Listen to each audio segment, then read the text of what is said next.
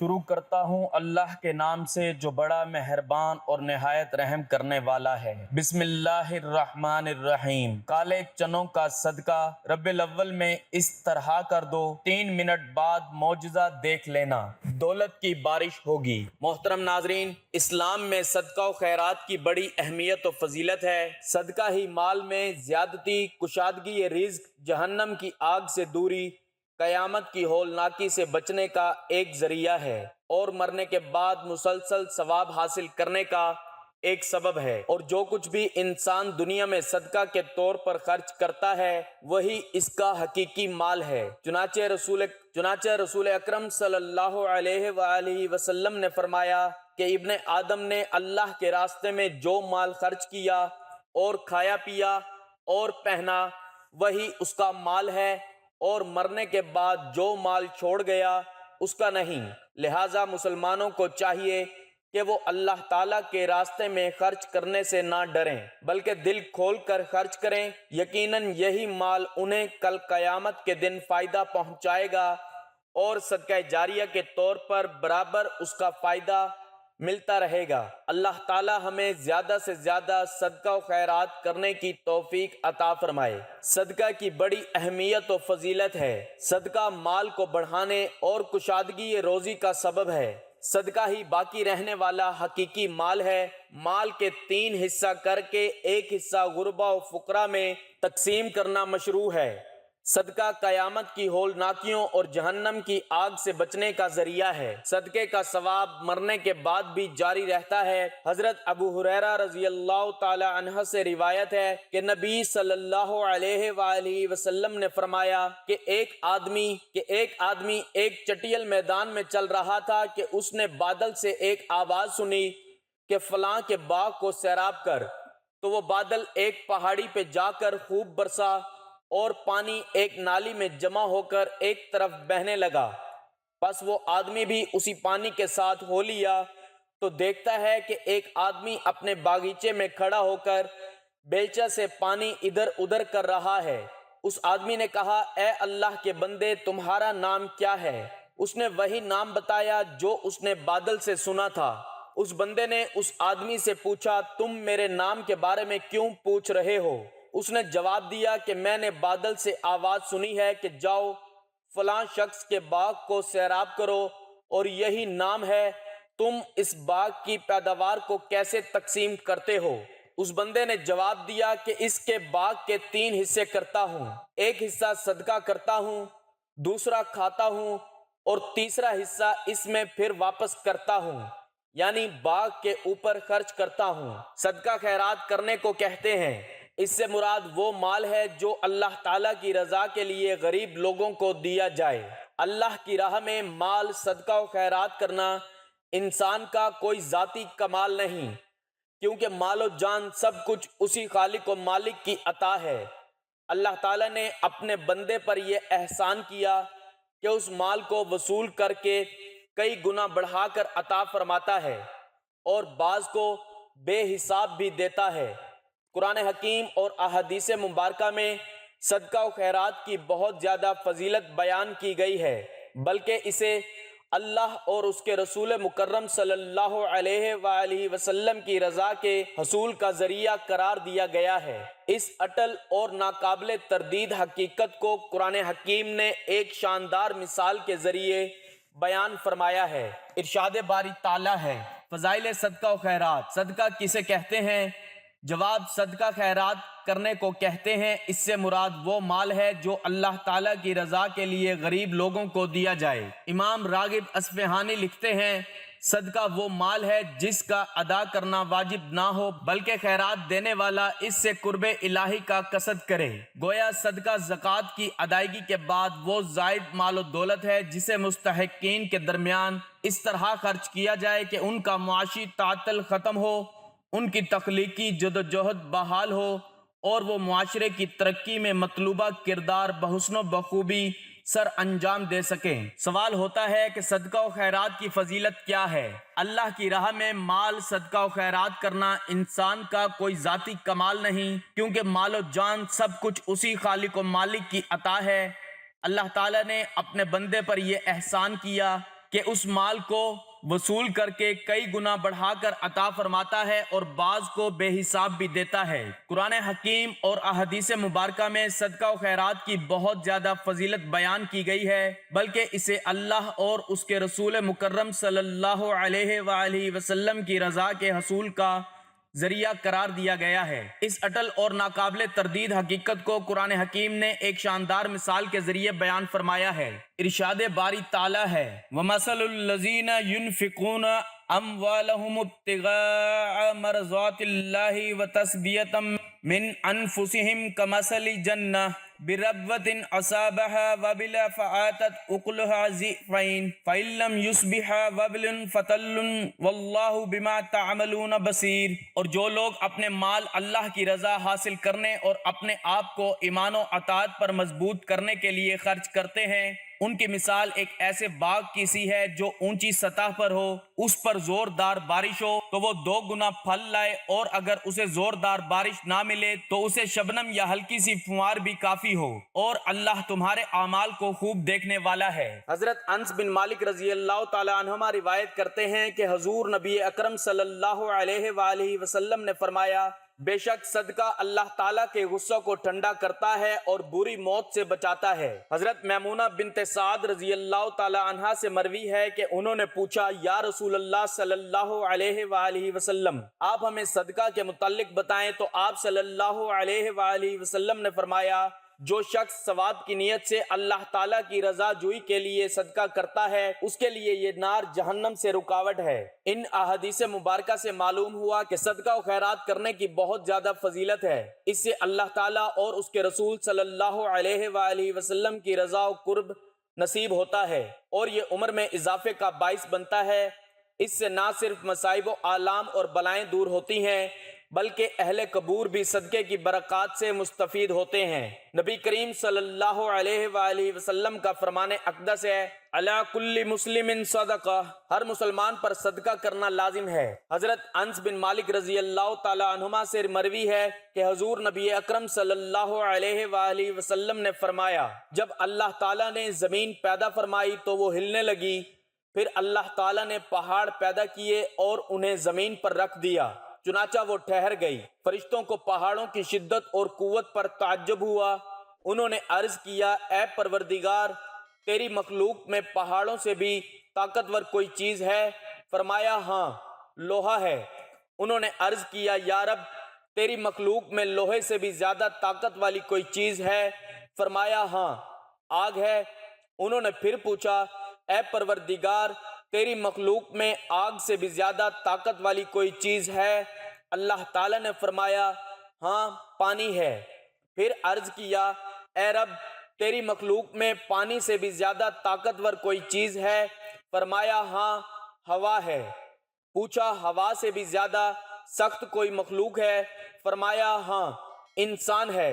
وہ اپنے داہنے ہاتھ سے صدقہ دیتا ہے اور بائیں ہاتھ سے پوشیدہ رکھتا ہے۔ نفلی صدقہ خفیہ طور پر ادا کرنا افضل ہے، البتہ کسی دینی مصلحت یا دوسروں کو محمیز و ترغیب دینے کی خاطر اس کا اعلان کرنا افضل ہو جاتا ہے۔ بہرحال یہ امر ضرور ملحوظ خاطر رہے کہ اس اعلان میں ریاکاری نہ آنے پائے، کیونکہ اگر شہرت اور ریاکاری مقصود ہے تو نیکی برباد اور گناہ لازم ہے۔ لہذا صدقہ خواہ فرض ہو یا نفل، جب صدق دل اور خلوص نیت سے ریاکاری سے مبرہ ہو کر اللہ تعالیٰ کے لیے دیا جائے تو ظاہر ہو یا اعلانیہ، دونوں بہتر ہیں۔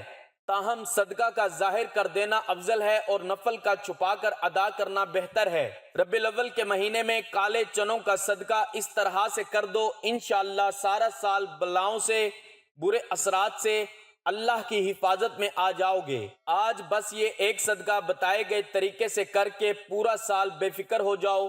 ربیع الاول کے مہینے میں کالے چنے لے کر ان کا صدقہ اس طرح سے کر دو، ہر حاجت ایسے پوری ہو جائے گی جیسے پوری ہونے کا حق بنتا ہے۔ اگر آپ دولت مانگو گے دولت مل جائے گی، جتنی مانگو گے اتنی مل جائے گی، اور اگر آپ اپنے کسی مقصد میں کامیاب ہونا چاہتے ہیں، ایسا مقصد جس میں آج تک آپ نے بہت محنت کر لی، کوشش کر لی، پھر بھی آپ کا مقصد پورا نہیں ہو رہا، تو آپ نے ربیع الاول میں کالے چنوں کا صدقہ بتائے گئے طریقے سے کر دیں، کامیابی انشاءاللہ آپ کے قدم چومے گی، آپ کی ہر دعا قبول ہوگی، اللہ تعالیٰ آپ کی ہر حاجت کو انشاءاللہ پورا کر دے گا۔ دولت، رزق، پیسہ، کسی چیز کی کمی باقی نہیں رہے گی۔ اللہ والو، آپ نے کرنا کیا ہے؟ آپ نے ماہ ربیع الاول کے مہینے میں بازار سے کالے چنے لے کر آنے ہیں اور کسی بھی دن بتائے گئے طریقے سے صدقہ کر دیں۔ دوستو، کالے چنوں کا صدقہ آپ نے کیسے کرنا ہے اور صدقہ کرتے وقت آپ نے کن کن باتوں کا خیال رکھنا ہے، اس کو جاننے کے لیے آپ سے گزارش ہے کہ آپ نے ویڈیو کو آخر تک ضرور دیکھنا ہے تاکہ کوئی بھی بات آپ سے چھوٹ نہ جائے۔ دوستو، چھوٹی سی ویڈیو ہے، زیادہ سے زیادہ 10-12 منٹ کی ویڈیو ہوگی، اس سے زیادہ لمبی ویڈیو نہیں ہے۔ میں زیادہ آپ کا قیمتی وقت نہیں لوں گا، لیکن آپ کو اس کا یقین دلاتا ہوں کہ انشاءاللہ آپ کا یہ قیمتی وقت ضائع نہیں جائے گا۔ اللہ والو، آپ نے اپنے بڑوں سے کالے چنوں کا صدقہ کرنے کے بارے میں ضرور سنا ہوگا۔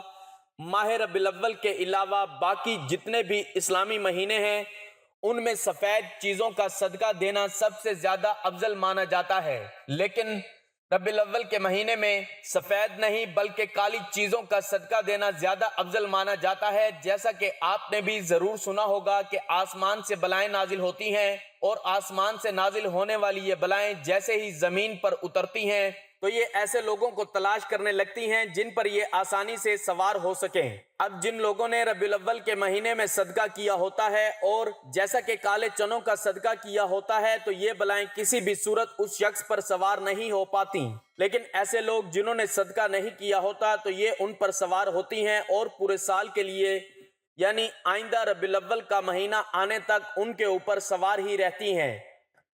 آسمان سے اترنے والی ہر بلا اپنے ساتھ کوئی نہ کوئی مخصوص مصیبت یا پریشانی لے کر آئی ہوئی ہوتی ہے، جیسا کہ کچھ بلائیں اپنے ساتھ بیماری لے کر آتی ہیں، کچھ رزق کی تنگی، کچھ رزق میں بے برکتی، کچھ اچانک آنے والے حادثے، جبکہ کچھ لڑائی جھگڑے اپنے ساتھ لے کر آتی ہیں۔ اب اگر کسی شخص پر ایک ایسی بلا سوار ہو جائے جو اپنے ساتھ رزق کی تنگی لے کر آئی ہے تو وہ شخص سخت غربت اور رزق کی تنگی کا شکار ہو جائے گا۔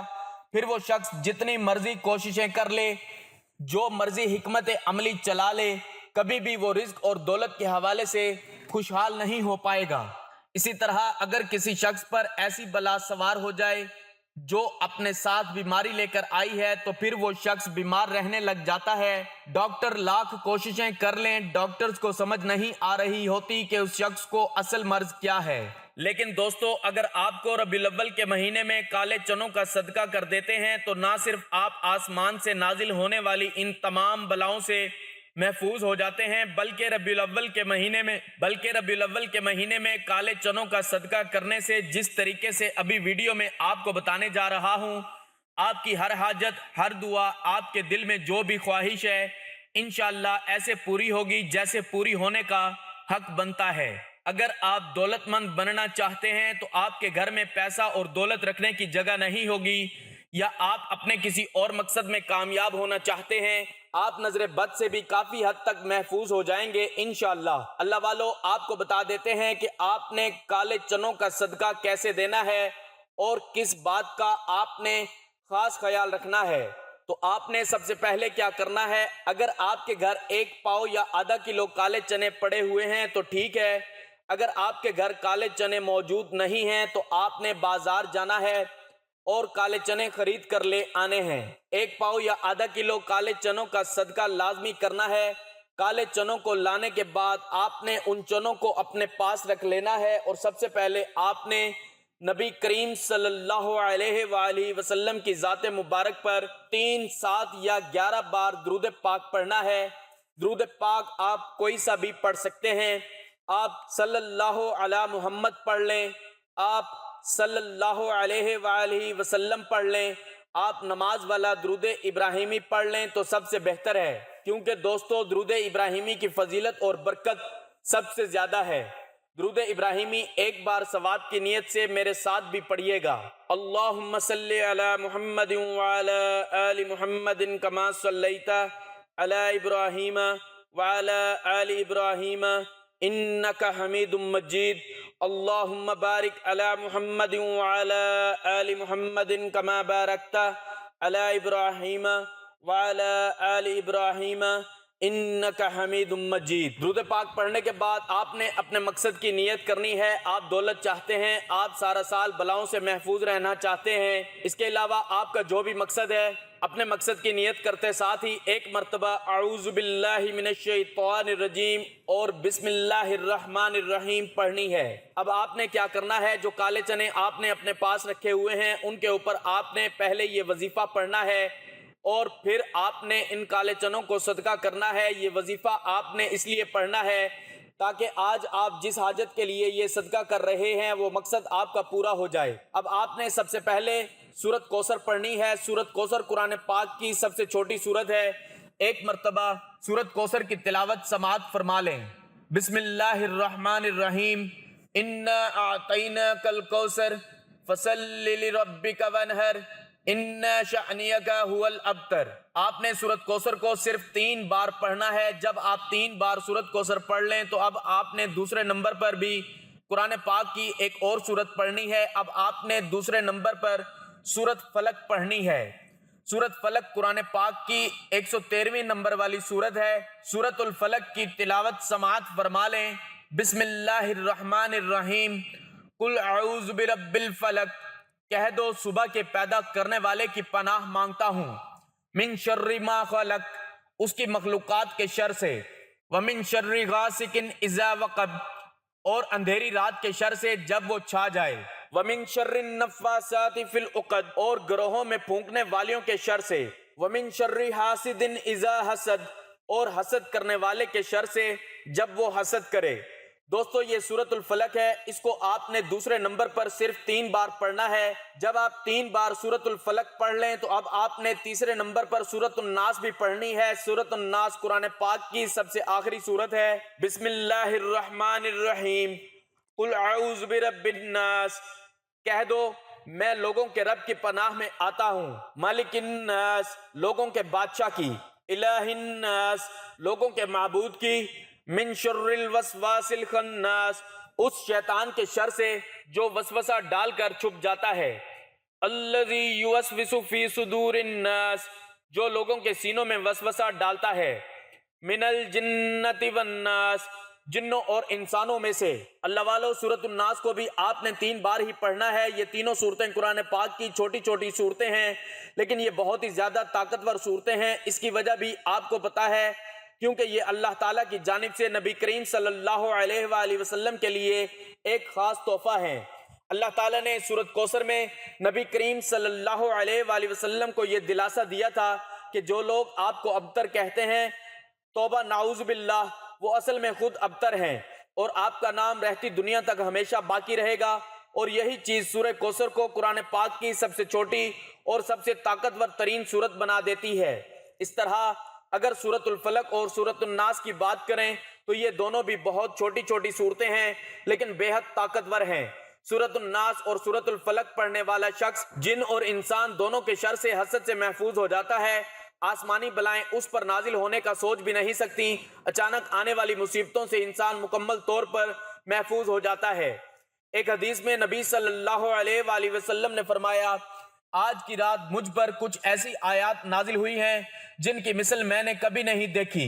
یہ فرما کر آپ صلی اللہ علیہ وآلہ وسلم نے یہ دونوں صورتیں پڑھیں۔ ابو حابس جہنی رضی اللہ تعالیٰ عنہ سے آپ صلی اللہ علیہ وآلہ وسلم نے فرمایا، اے ابو حابس، کیا میں تمہیں سب سے بہترین تعویذ نہ بتا دوں جس کے ذریعے سے پناہ طلب کرنے والے پناہ مانگتے ہیں؟ انہوں نے عرض کیا، ہاں ضرور بتلائیے۔ آپ صلی اللہ علیہ وآلہ وسلم نے دونوں صورتوں کا ذکر کر کے فرمایا کہ دونوں معوذتین ہیں۔ نبی صلی اللہ علیہ وآلہ وسلم انسانوں اور جنوں کی نظر سے پناہ مانگا کرتے تھے۔ جبکہ دونوں صورتیں نازل ہوئیں تو آپ صلی اللہ علیہ وآلہ وسلم نے ان کے پڑھنے کو معمول بنا لیا اور باقی دوسری چیزیں چھوڑ دیں۔ حضرت عائشہ رضی اللہ تعالیٰ عنہما فرماتی ہیں، جب آپ صلی اللہ علیہ وآلہ وسلم کو کوئی تکلیف ہوتی تو معوذتین پڑھ کر اپنے جسم پر پھونک لیتے۔ جب آپ صلی اللہ علیہ وآلہ وسلم کی تکلیف زیادہ ہو گئی تو میں یہ صورتیں پڑھ کر آپ صلی اللہ علیہ وآلہ وسلم کے ہاتھوں کو برکت کی امید سے آپ صلی اللہ علیہ وآلہ وسلم کے جسم پر پھیرتی۔ جب نبی صلی اللہ علیہ وآلہ وسلم پر جادو کیا گیا تو جبرائیل علیہ السلام یہی 2 صورتیں لے کر حاضر ہوئے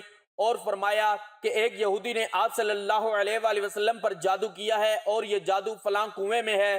آپ صلی اللہ علیہ وآلہ وسلم نے حضرت علی رضی اللہ تعالیٰ عنہ کو بھیج کر اسے منگوایا۔ یہ ایک کنگھی کے دندانوں اور بالوں کے ساتھ ایک تانت کے اندر 11 گیریں پڑی ہوئی تھیں اور موم کا ایک پتلا تھا جس میں سوئیاں چبوئی ہوئی تھیں۔ جبرائیل علیہ السلام کے حکم کے مطابق آپ صلی اللہ علیہ وآلہ وسلم ان دونوں صورتوں میں سے ایک ایک آیت پڑھتے جاتے اور وہ گرہ کھلتی جاتی اور سوئی نکلتی جاتی۔ خاتمے تک پہنچتے پہنچتے ساری گرہیں بھی کھل گئیں اور سوئیاں بھی نکل گئیں اور آپ صلی اللہ علیہ وآلہ وسلم اس طرح صحیح ہو گئے جیسے کوئی شخص جکڑ بندی سے آزاد ہو جائے۔ شیطان کا وسوسہ تمام گناہوں کی جڑ ہے۔ یہ وسوسہ ایسا شر ہے جو انسان کے اندر موجود ہے اور یہ اس کے اپنے اختیار سے ہے۔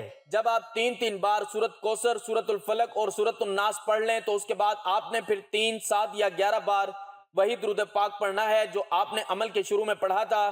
جب آپ یہ سارا عمل کر لیں تو اس کے بعد آپ نے کیا کرنا ہے، یہ سب سے خاص بات ہے کہ اب آپ نے کرنا یہ ہے کہ جو آپ نے اپنے سامنے چنے رکھے ہوئے ہیں ان کو آپ نے صدقہ کر دینا ہے۔ کالے چنوں کو آپ نے صدقہ کس طرح سے کرنا ہے یہ بھی نوٹ فرما لیں۔ سب سے پہلی خاص بات کہ کالے چنوں کو کبھی بھی آپ نے کچا صدقہ نہیں کرنا، یعنی بنا پکائے آپ نے کالے چنوں کو صدقہ نہیں کرنا۔ آپ نے ان کالے چنوں کو پکا کر صدقہ کرنا ہے۔ اب کچھ لوگ کیا کرتے ہیں کہ وہ صرف کالے چنوں کو ابال لیتے ہیں اور جب کالے چنے ابل جاتے ہیں، اچھی طرح سے گل جاتے ہیں تو ان کو گلی محلے یا غریب لوگوں کو، کسانوں میں تقسیم کر دیتے ہیں۔ اگر آپ کالے چنوں کو چھوٹے چھوٹے ڈبوں میں ڈال کر بچوں میں تقسیم کریں تو بچے بہت شوق سے کھاتے ہیں۔ اس طرح آپ ان کالے چنوں پر نمک وغیرہ ڈال کر اور ڈبے بنا کر بھی بچوں میں تقسیم کر سکتے ہیں، یا آپ کالے چنوں کو ابال کر تقسیم کرتے ہیں تو بچے وہ بھی خوشی خوشی کھا لیتے ہیں، یا آپ کالے چنوں کا سالن پکا کر غریبوں کو روٹی کے ساتھ کھانا کھلا دیں۔ ان طریقوں میں سے آپ کسی طریقے سے بھی صدقہ کر سکتے ہیں۔ جیسے ہی آپ کالے چنوں کا صدقہ کر کے گھر میں داخل ہوں گے، انشاءاللہ آپ کو اپنی آنکھوں پہ یقین نہیں آئے گا۔ آپ کے تمام بند راستے، آپ کی تمام مشکلات انشاءاللہ تعالی ایسے دور ہونے لگیں گی کہ آپ کو سمجھنا مشکل ہے۔